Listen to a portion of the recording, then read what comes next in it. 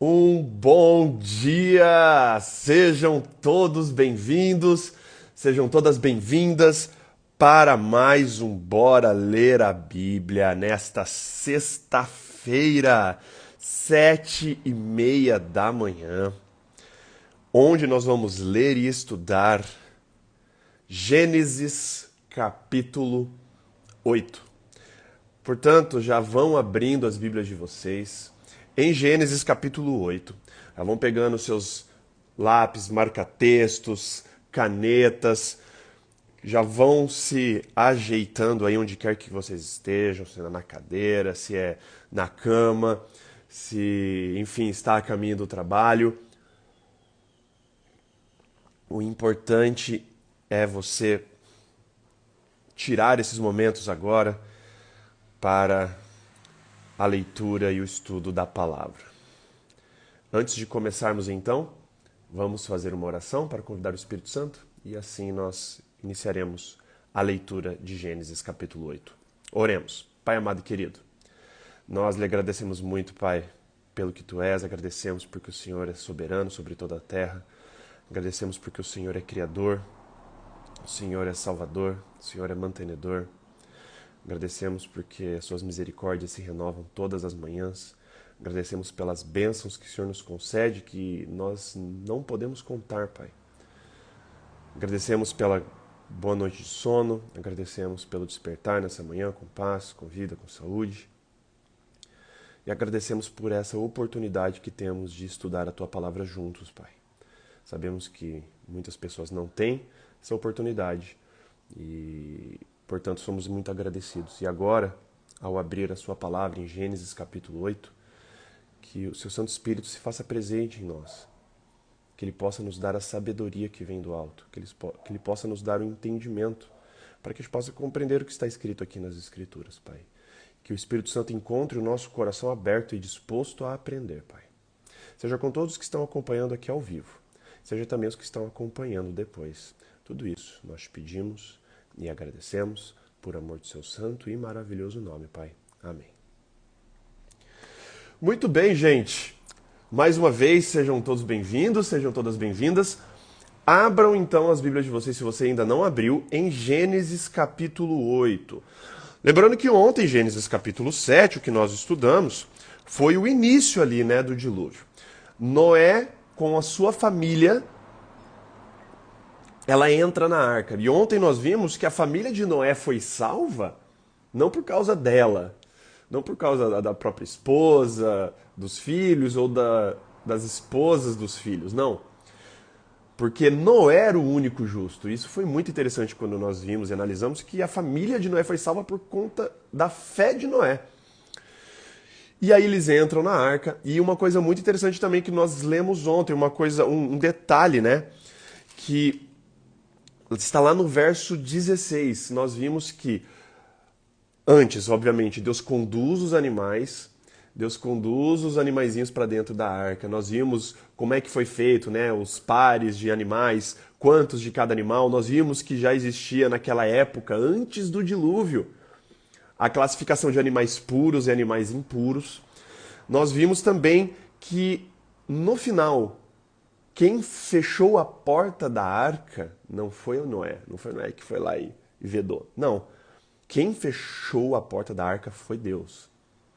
Muito interessante, nós vimos o que significa e vimos as aplicações, uma aplicação ontem rapidinha do que é fechar a porta e que Deus fecha a porta.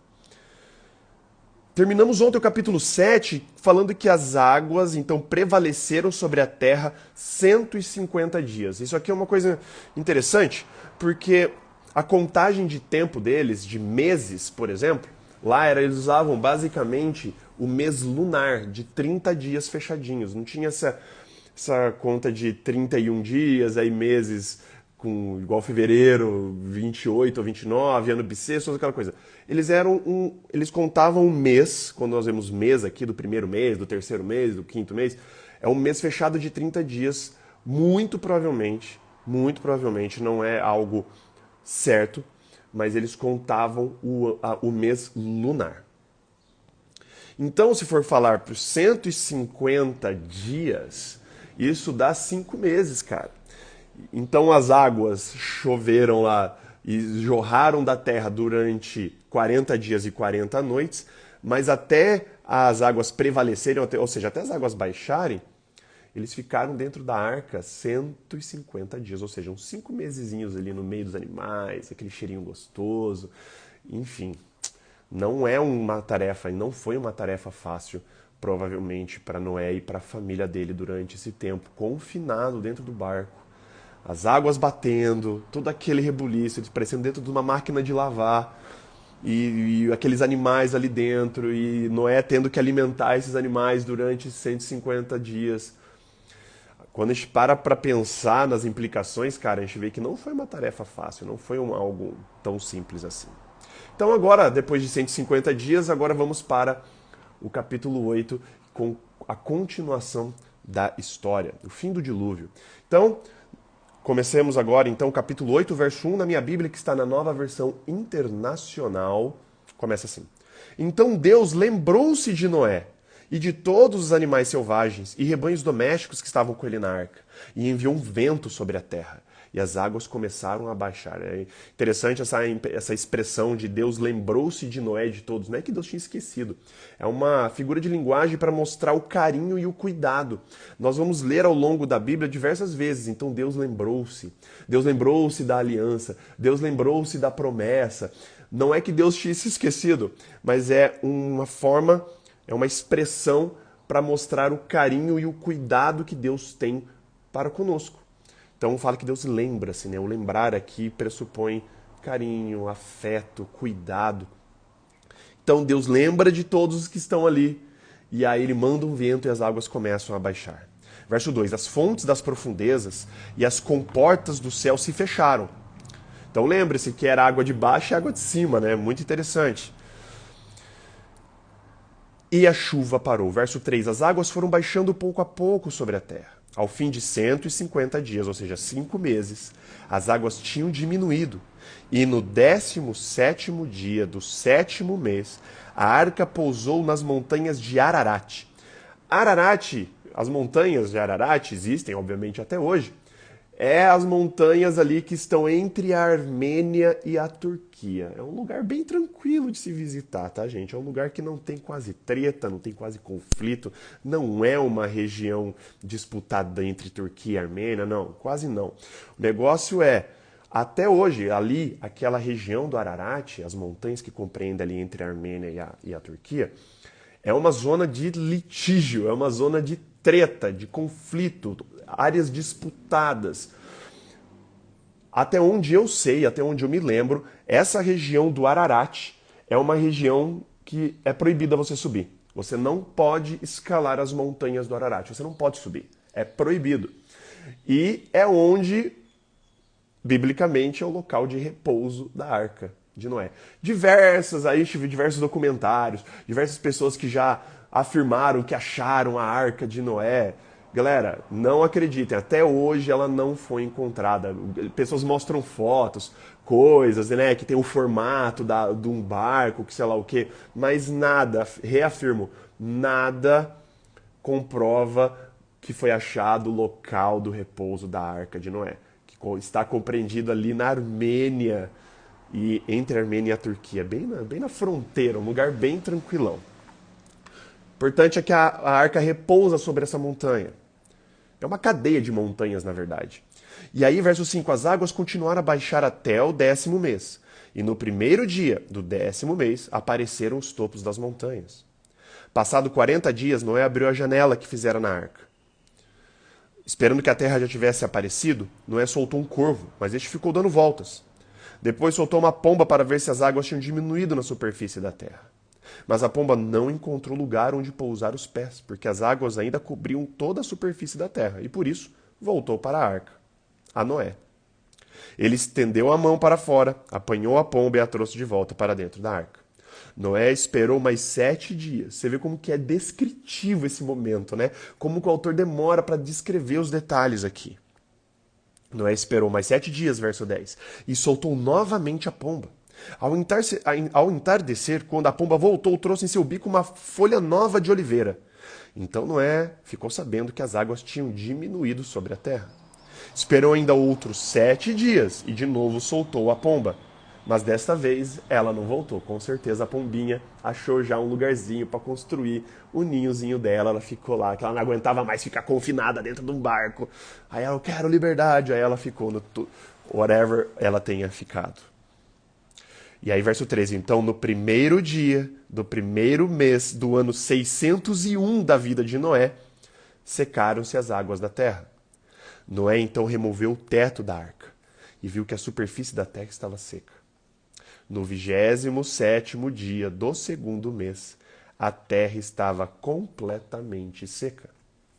Então Deus disse a Noé, saia da arca, você e a sua mulher, seus filhos e as mulheres deles. Faça que saiam também todos os animais que estão com vocês. Pode sair todo mundo, gente, as aves, os grandes animais e os pequenos que se movem rente ao chão. Faça-os sair para que se espalhem pela terra, sejam férteis e se multipliquem. Quando a gente lê isso aqui, o que você lembra? Espalha pela terra, sejam férteis e se multipliquem. Gênesis 1, 28. A mesma ordenança que Deus dá lá atrás para o homem, antes da queda do pecado. Vou ler de novo Gênesis 1, 28 para vocês se recordarem. Deus os abençoou e lhes disse, sejam férteis, multipliquem-se, encham e subjuguem a terra.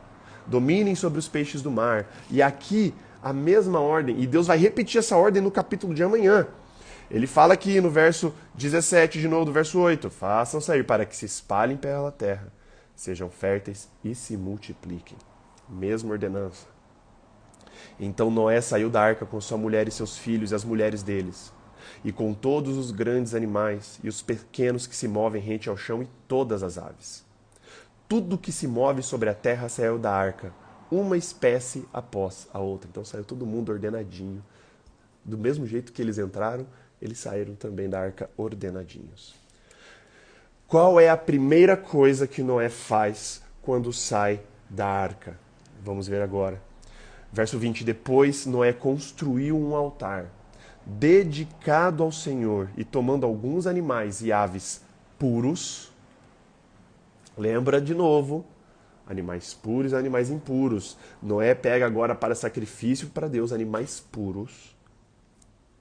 Ofereceu-os como holocausto, queimando sobre o altar. E o Senhor sentiu aroma agradável. Então aqui, a primeira coisa que Noé faz quando sai da arca, ele adora a Deus. Ele constrói um altar, oferece o sacrifício. Aqui é a primeira menção de construção de um altar. Não que provavelmente isso não tenha acontecido antes. Nós, quando estudamos Gênesis 4, a relação lá entre a treta entre Caim e Abel, em que eles oferecem ofertas a Deus, eu disse que lá muito provavelmente eles tenham oferecido um altarzinho. Não é mencionado, não é descrito. Mas provavelmente já era de costume ser oferecido, construído um altar para oferecer no sacrifício. E Noé aqui, a primeira coisa que Noé faz, ele não faz qualquer outra coisa, ele não vai já querer construir a casa, ele já não vai se preocupar com os animais, ele não vai nada. A primeira coisa, ele adora a Deus. Ele adora a Deus. E aí você pode estar pensando, né? Pô, cara, Noé é o cara, né, bicho? Noé é o cara. Noé era o único justo encontrado na geração dele. Por causa de Noé, a família de Noé toda foi salva. Noé obedece a Deus ipsis literis. Noé não questiona as ordenanças de Deus, mesmo quando tudo parecia um absurdo. Deus falando que ia chover, ia destruir a terra com água. E que, cara, era para construir um barco gigante e Noé atendeu. Cara, a gente vai vendo, né? Noé é o cara. Noé agora sai da arca e ele constrói um altar e oferece. Mas olha que interessante, olha como parece contraditório o que Noé acaba de fazer, de adorar a Deus. Deus sente o aroma suave e olha o que Deus afirma aqui no verso 21. O Senhor sentiu o aroma agradável e disse a si mesmo: nunca mais amaldiçoarei a terra por causa do homem. Nunca mais vou destruir a terra, né, por causa do homem. Pois o seu coração é inteiramente inclinado para o mal desde a sua infância. Ele não está falando de qualquer outra pessoa. Qual que era a humanidade aqui agora? A humanidade que existia agora era Noé, sua esposa, os filhos e as noras de Noé. Deus não está falando da humanidade que tinha acabado de ser destruída. A humanidade aqui, ó, o coração do homem que ele está falando aqui, é o coração do próprio Noé. Ou seja, Noé ele não era o cara santo, como nós iremos descobrir nos capítulos depois desse aqui. Porém, Noé tinha fé. Noé andava com Deus, apesar das suas falhas, apesar da sua inclinação total para o mal. A inclinação aqui é o que a gente fala dessa tendência do ser humano a pecar sempre, desde quando nasce. É o pecado no DNA. É aquela inclinação para você sempre estar indo fazer o mal. É tipo a gravidade te puxando para baixo. Noé, apesar de tudo que ele fez, apesar de tudo, Noé ainda tinha o seu coração inteiramente inclinado para o mal. Mas, apesar do coração de Noé e de todos estarem inclinados para o mal, Deus mostra graça.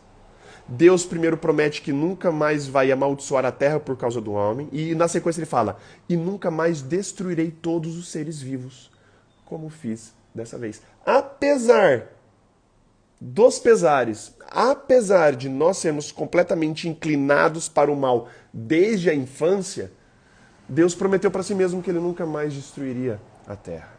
E aí, verso 22, tem um pequeno poeminha. Enquanto durar a terra, plantio e colheita, frio e calor, verão e inverno, dia e noite, jamais cessarão. Jamais, jamais, até enquanto durar a terra. Ou seja, vai ter um momento em que a terra não vai mais durar. Então, até a terra durar, tudo vai continuar como sempre. Plantio, colheita, frio, calor, verão, inverno, dia e noite. Apesar do coração do homem ser completamente inclinado para o mal desde a sua infância, Deus agora escolhe simplesmente o quê? Abençoar. Dar a graça. Nós vamos entender isso mais posteriormente também, com relação às alianças de Deus, quando Deus faz aliança. E Deus amanhã vai fazer uma aliança com Noé. E vai ser muito interessante quando nós lermos amanhã, de novo, a aliança que Deus faz. E, enfim. Porém, agora, nós já encerramos o estudo do capítulo 8. Vamos então encerrar com uma oração. Oremos. Pai amado e querido, nós somos muito gratos, Pai, mais uma vez, porque temos essa oportunidade de abrirmos a Tua palavra e estudarmos ela aqui juntos. Hoje nós estudamos o fim do dilúvio, nós vimos que o Senhor se lembra de Noé, de todos que estavam dentro da arca. Essa expressão remete carinho, atenção, cuidado. É o mesmo que o Senhor tem por nós, Pai. O Senhor se lembra de nós constantemente. E nós vimos aqui todos os detalhes da saída de Noé da arca, mas o que mais pega aqui, que nós nos atentamos, é no final, que a primeira coisa que Noé faz quando sai da arca, ele te adora, Pai. Ele monta um altar. Ele oferece animais em sacrifício, Pai, como gratidão, e te adora, Pai. É a expressão, é a primeira coisa, Pai.